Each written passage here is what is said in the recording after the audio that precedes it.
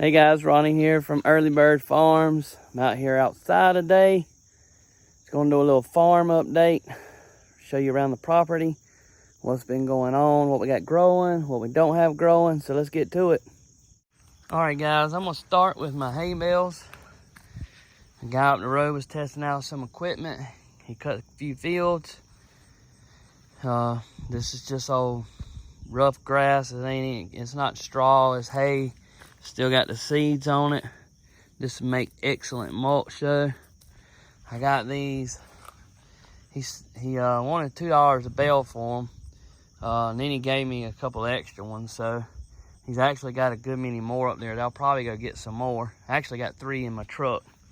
So I've been using that in different places, you'll see in a minute. I moved these potted plants out here, and as you can see, something come and ate all of the monkey grass. I'm thinking rabbits did that. And there's my wild muscadine bush. It's doing pretty good. These are the little Henrys, Virginia spirea, I believe it's called. These were growing beside the ones in the front of the house. So I pulled them up, put them in here, and they're doing really good. These things are $15, $20 at Home Depot, so these are free now. All right, you can see the garden here looks a little different. I had 2 beds. The last time I showed this, I had 2 beds right here that I had planted onions in. They didn't do too good. I really should have put some soil on top of it and then planted that in there. I didn't do that. But I covered the whole bed in straw. And then my father-in-law had bought some cabbage, broccoli, and collards that he wanted to plant in here. So I said, let's do it. So he has brought those in here. And I'm not sure what he's got in that middle aisle there. That middle aisle right there, I think, is turnips. Those were planted as seeds. The rest of these were planted as whole, as plants, little plants. But we had broccoli on that whole aisle right there, and rabbits come and ate them in a course of about 2 nights. So we put this weed fabric up as a temporary solution to help maybe keep them out. We're gonna have to get some little 1/4 inch or 1 inch mesh fabric to put in here to keep them out. So he put those marigolds in there too to keep them out. I'm not even sure where he got those from, but man, those are some huge marigolds. I also yesterday I made these beds right here. We did have some stuff planted here, but we didn't actually put any soil. We just put it in a native soil. So yesterday I took the tractor. There was a hill right here. If you remember, there was a hill that had some pumpkins planted in it. I graded this hill down, and I went and got some dirt from the other side of the property and put in here, and then I put some mulch, some of my wood chips I've been composting in here. Mix that up. He had these blackberry bushes here. These are the blackberry bushes that have the very large blackberries on them. And I don't think these have briars on this type, but you can see there's one. He's planted them all around in here. So that was the whole purpose of getting these, was to plant them there. This is the little field coming up the driveway. This will be to the right of the driveway as you're coming up. This front area right here, I disced this up this season, probably in August, and I planted rows of seeds I had ordered. If you remember, I did put some fertilizer in here and some lime. Hardly any of it come up. The front field up there, I put out a mixture of kind of like a cover crop, but it's Pennington makes a seed mixture called Rackmaster, Deluxe. It has clover, brassicas, turnips, oats, rye, and winter peas. A lot of that didn't come up. Some of it is coming up. And I went back to I wanted just something in here since my garden didn't come up. I didn't want my soil washing away, so I had to get something down pretty quick. And I wanted something in here to kind of help improve the soil. So I went to our local seed store and bought this right here, Elgin Deer Green Blend, Crimson Clover, Rate, Kale, Tender Green, Curly, and Broadleaf Mustard, and then purple top turnips. And as you can see, this is coming up really good. So hopefully this will grow up and hold the soil in place, acting as a good cover crop. Plus the deer can eat it, and we can eat it. Here's the other side, the front part of it, and you can see some of the oats and wheats and rye coming up. Got some clover in here. Got some of the brassicas. There's a little bit bigger one. So hopefully this will fill in and do good.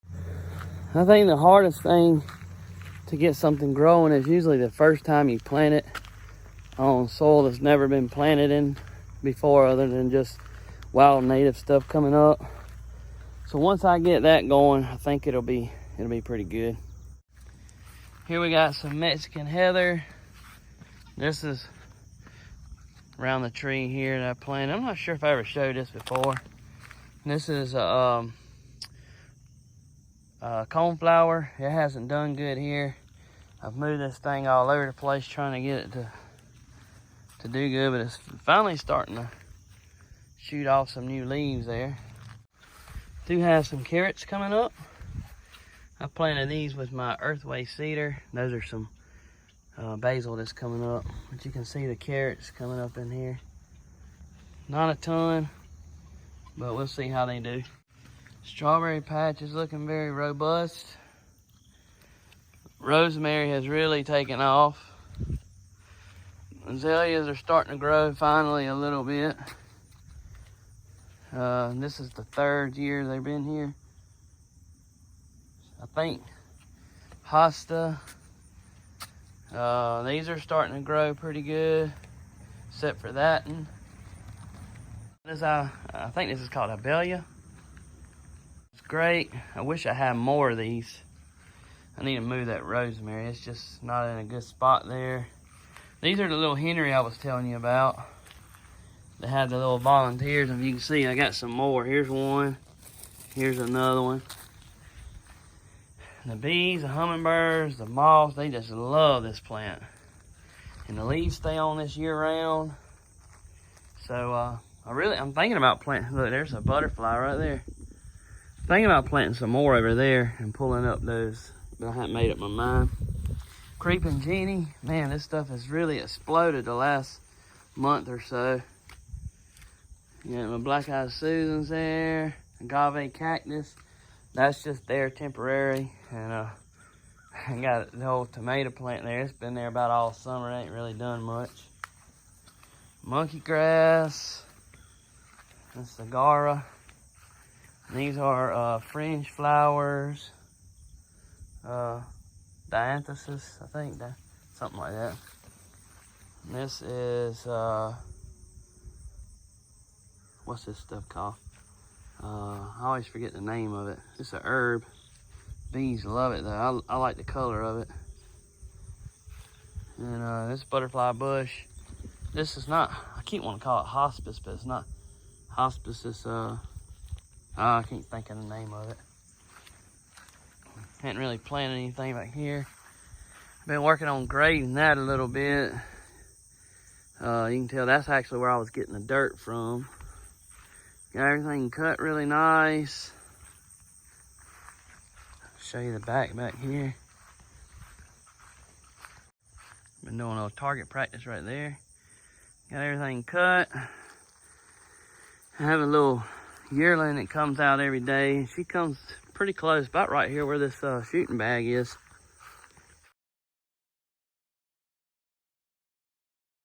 Here's my compost pile. And it's about waist high. This is I think my father-in-law threw those vegetables in there. They're supposed to go in this other one. This was just simply wood chips, and I have been layering vegetables and different stuff in here. Walk you down and show you my food plots that I've planted this year for the deer on the back of the property. I think they've done pretty good for the most part. Tried a couple different ways with them. So I'll show you what we got. Got my Carolina jersey on today. Ready for our first game of the season. I hope it's a good one and not a bust. But we're playing Tennessee today. Just been kind of a weird year for everything. Football and just life in general. It's been kind of hard on a lot of people. This was supposed to be a trial food plot. I sprayed this big block with glyphosate and then spreaded seed on it. And had tons of doves. I could have had me an awesome dove shooting here, but it didn't do good. So I've come back and spread some of that Elgin deer green mixture in here. You can see it's coming up in some spots. So hopefully that'll come up for this. On that, I was just trying out a no-till method to see how it would work. And I really need to have my vegetation up higher first before I actually kill it off and lay it over. So this is the first plot that I planted this year. These are up about 12 inches. These are looking really good. This is Antler King honey hole mix. It's just a mix of brassicas. And then I've actually thrown some Pennington Rackmaster clover blend inside there. So you can see some of the clover coming up in there. Walk a little bit further. This plot goes all the way this way with the same mixture. And then this plot right here is Pennington Rackmaster Feeding Frenzy. It's coming up really good. Like I said, these are all the first year any of these have been planted.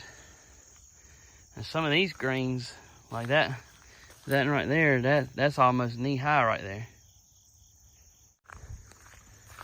And then for some reason, once you get about right here, it quit. It didn't come up as good. This is all, there's some mixed in here, a little bit here and there, but mostly it's just native vegetation coming back. So I moved the wooden ladder stand that was on this tree, and we put that lock on up right there.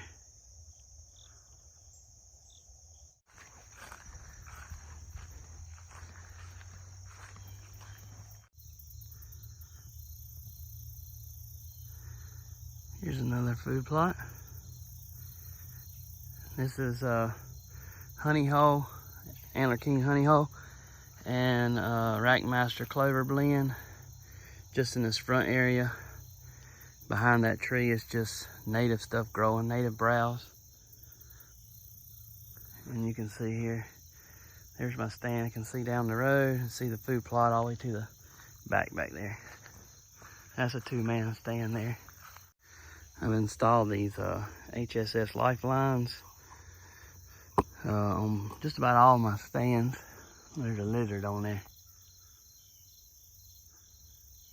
Anyway, these you attach your harness to it, and as you go up, it slides with you, and then you just slide it back down. Probably don't need them on ladder stands, but I guess it's always good to be safe than sorry. Tons and tons of acorns dropping here. They're everywhere. All in the woods. Musky dimes. trees are starting to change color.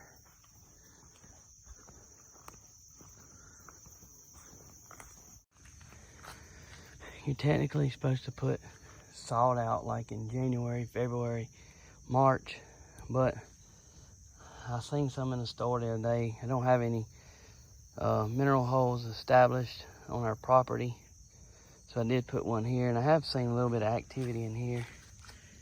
You can't tell because it rained real hard last night, but I have been digging in here. And I want to show you this. This is right beside it. See these right here?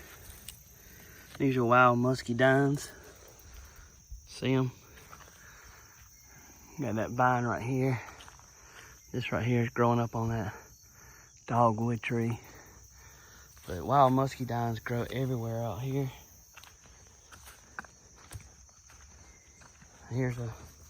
There's a wild muscadine vine right there.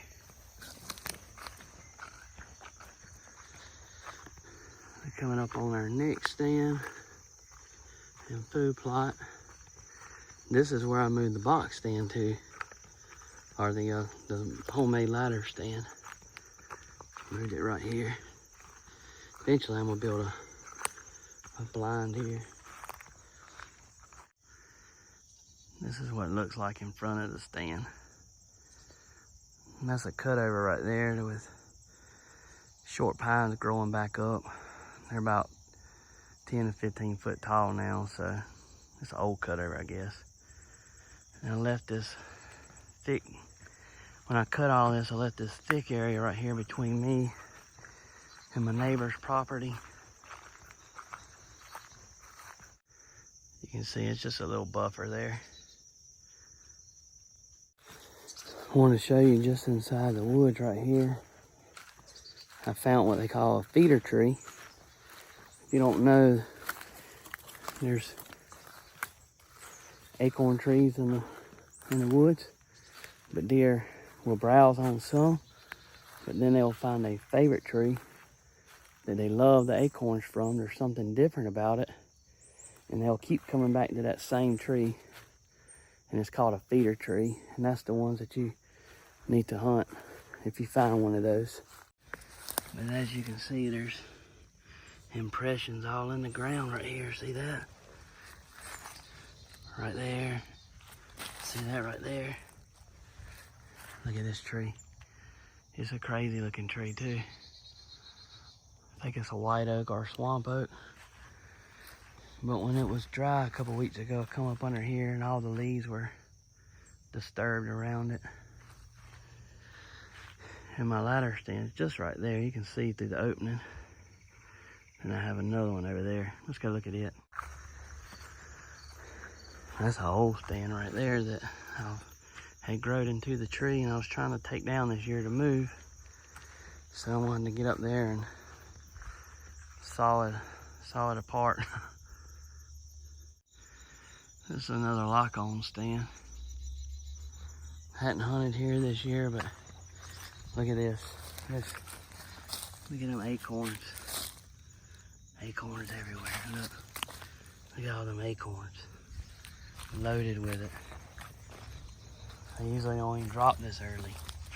Look. Acorns everywhere. This whole area is full of acorns.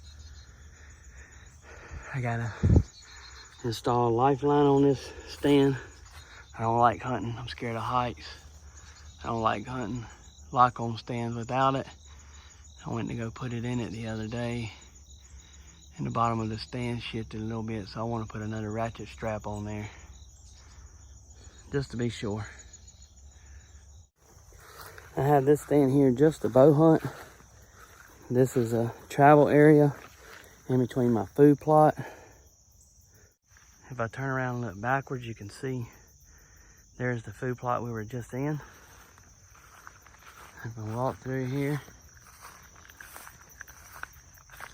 watch out for that.